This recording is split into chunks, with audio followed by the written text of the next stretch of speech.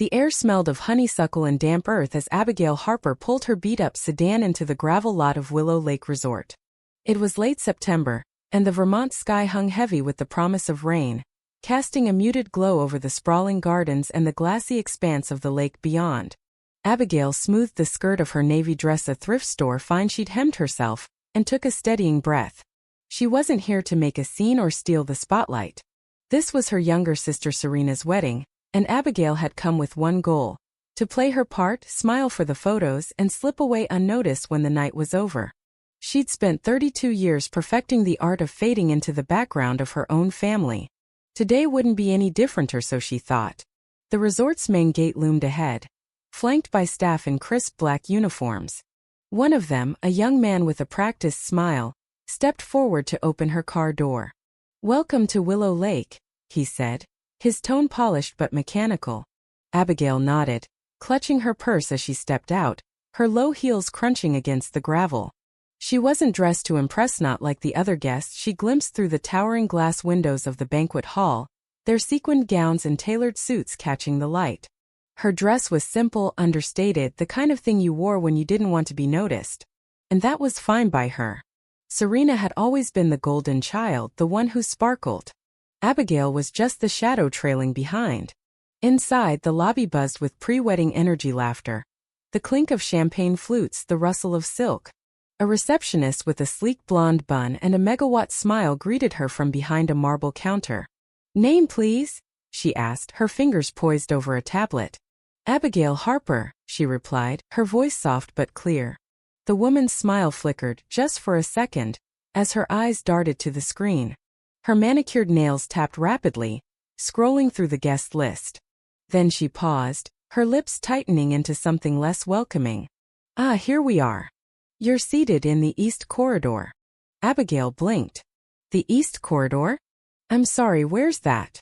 The receptionist gestured vaguely toward a hallway off to the side. "Just past the main hall near the coat check. It's a lovely spot, really." Her tone was too bright, too forced. Abigail's stomach twisted.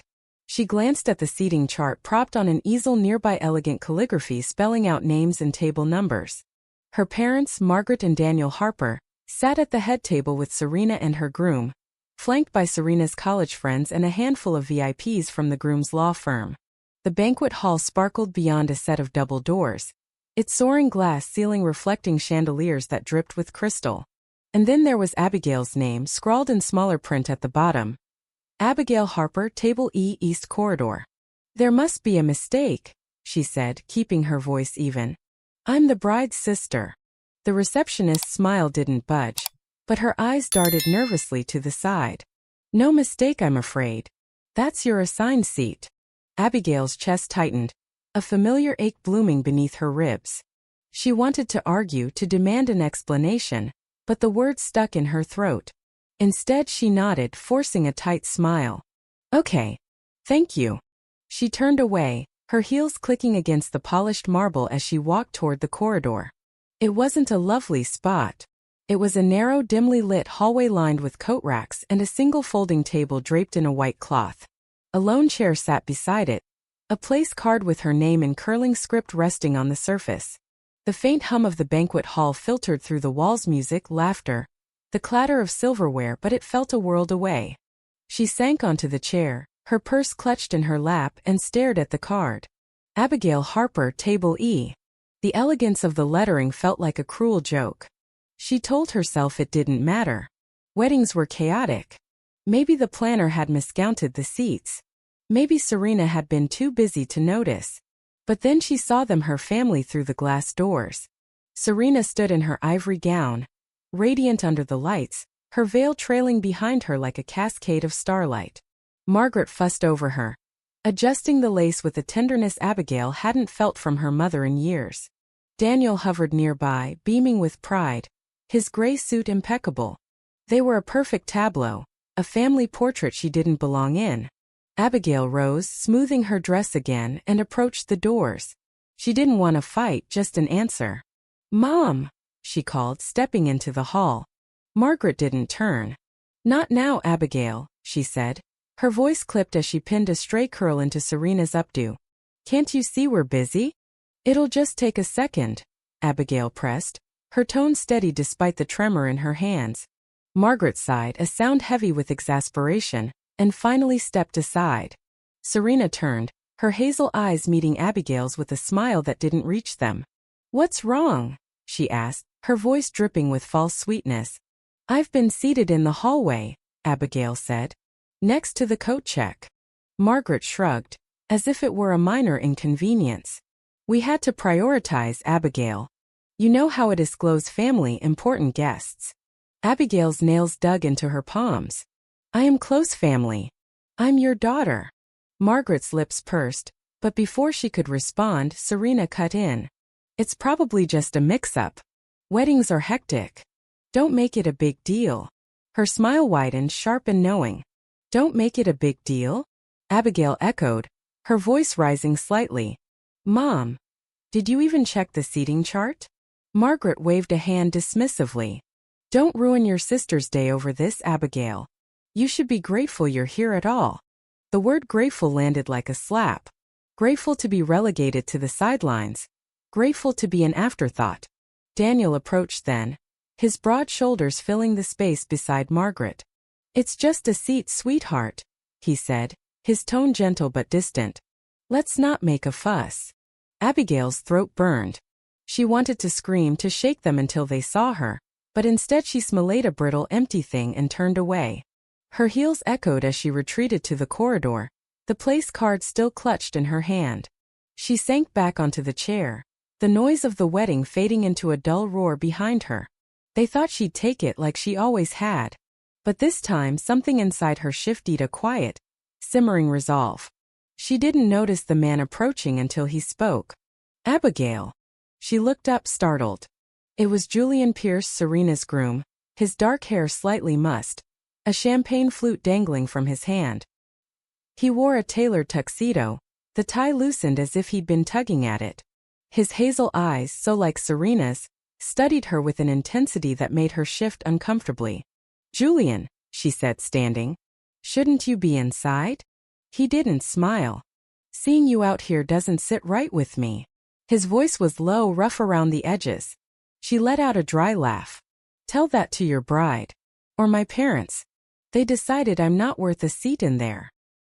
He frowned, glancing toward the banquet hall.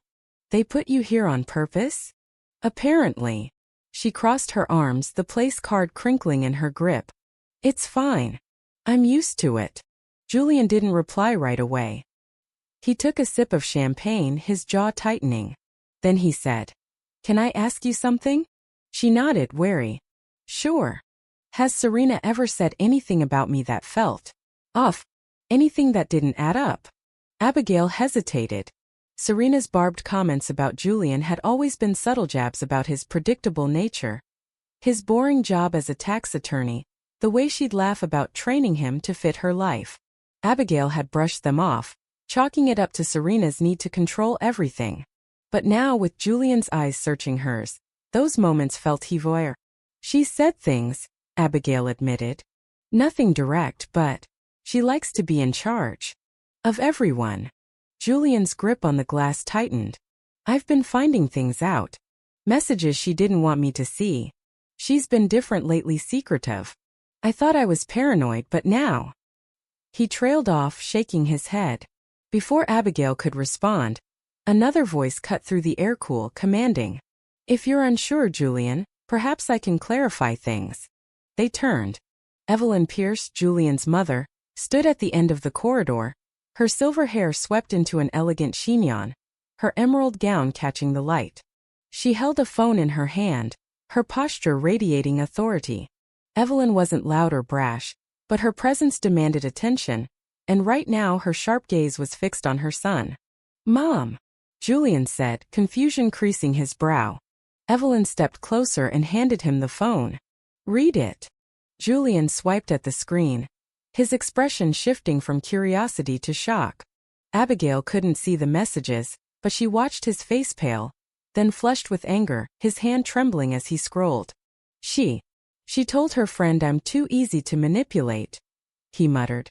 "Said she'd have the house, the money, everything, as long as she played sweet for a few months." Evelyn nodded. There's more.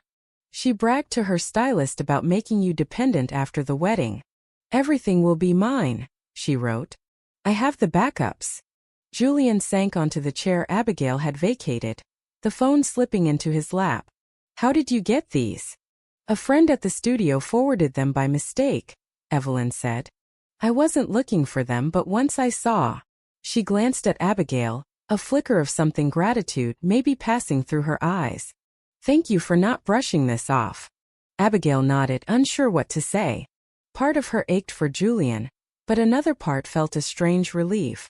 The truth was clawing its way out, and she wasn't the only one it would free. The confrontation came an hour later, in a private room on the resort's second floor. The air was thick with tension, the hum of the air conditioning the only sound as Julian, Evelyn, and Abigail waited. The door swung open and Serena stormed in, Margaret trailing behind her, confusion etched on her face. What's this about? Serena demanded, her voice sharp. Why are you dragging people out of my wedding? Julian rose, pulling a white envelope from his jacket. He set it on the table with a deliberate thud. You know what this is? Serena's eyes flicked to the envelope, her confidence faltering. What are you doing? It's a petition to annul the marriage, Julian said, his voice steady. I've already signed it. Margaret gasped, her hand flying to her mouth. Serena took a step back, her lips parting in disbelief. You're joking. Evelyn's voice cut through like a blade. We've seen your messages, Serena. Every word about Julian, about me, about your plans. There's no hiding it. Serena's face twisted. Those were jokes. Private conversations. Jokes. Julian snapped, his calm fracturing. You called my mother a rich hag who'd hand over her fortune if you smiled right. You said I'd be your puppet by next year. Want me to keep going? Margaret's eyes widened, darting between her daughters. Serena, is this true? Serena didn't answer. Daniel entered then, his broad frame filling the doorway. His gaze landed on Serena, heavy with disappointment. Did you know about this? He asked Margaret. She shook her head, her voice trembling. I didn't think she'd. I didn't know. You never do, Daniel said quietly. Then he turned to Abigail, meeting her eyes for the first time in years. Abigail, I'm sorry. I've been quiet too long. You were right about her, about everything. Abigail froze, the apology catching her off guard. She'd waited for those words her whole life, but now they felt like too little too late. Serena spun toward her, fury blazing. You did this. You've always been jealous, always trying to ruin me. I didn't ruin anything, Abigail said, her voice calm. You did that yourself. Serena lunged, but Evelyn stepped between them, her arm outstretched.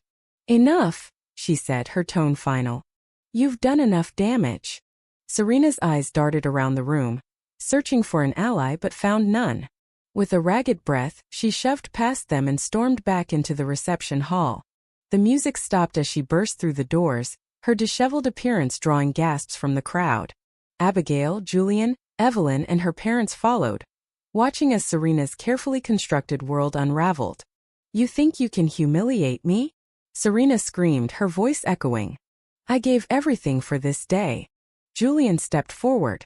No one humiliated you, Serena. You built this lie, and it fell apart. She turned to him, tears streaming down her face. I love you, Julian. I did this for us. Evelyn moved beside her son. You wanted power, not love. And you've lost both. The crowd murmured, the truth sinking in. Serena's reign as the perfect bride, the perfect daughter, was over. Julian held up the annulment papers one last time, then walked away with Evelyn. Abigail lingered, watching as Serena stood alone, surrounded by the wreckage of her own making. A week later, Abigail sat in her cramped Boston apartment, the silence a welcome balm after the chaos. Her phone buzzed. Margaret again, the 10th call she'd ignored. The text that followed was simple.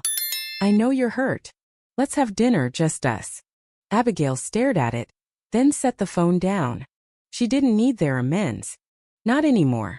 That night, she walked along the Charles River, the water reflecting the city lights. She pulled an old photo from her wallet. Christmas, years ago, Serena center stage, Abigail a shadow in the corner. She folded it away, letting the past slip from her grasp. When Daniel called later, his voice rough with regret, she listened. "I was wrong," he said. "I see that now."